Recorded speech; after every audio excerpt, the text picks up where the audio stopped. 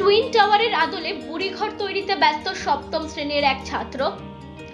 বর্তমান আধুনিকতার যুগে গ্রাম বাংলায় এক প্রকার বিলুপ্তির পথে ছন বাঁশের তৈরি বুড়িঘর।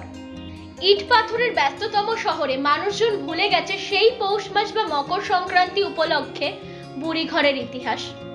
শহরের আশপাশ এলাকায় প্রত্যক্ষ করা যায় না ছন বাঁশের তৈরি বুড়িঘর, কিন্তু শহরের উঠতি বয়সের যুবক যুবতীরা আধুনিকতার শামিয়ানা দিয়ে ঘর তৈরি করে বনভোজনে মাতোয়ারা হয়ে ওঠে।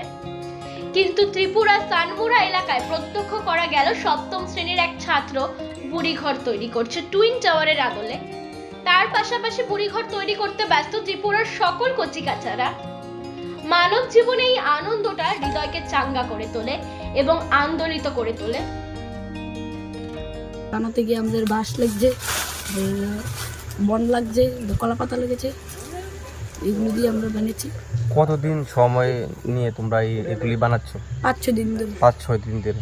মানে একটা বুড়ির ঘর করা হয় মকর সংক্রান্তির আগের দিন, তো এটা আমরা সবসময় পালন করে আইতেছি। তো এই ঘরটি আমরা ছোটো করে বানাইতাম। তো আমরা এবার দুর্গাপূজা দেখলাম বিশাল ঘর, তো একটা টুইন টাওয়ার বলে বানিয়েছে। তো আমার সঙ্গে আমার ছোটো ভাই ভাতিজা তারা মানে উদ্যোগ নিল তো এই কাজটা করার জন্য। ত্রিপুরা থেকে বিক্রম কর্মকারের report, U Bangla TV. U Bangla TV, হৃদয় ছুঁয়ে যায়।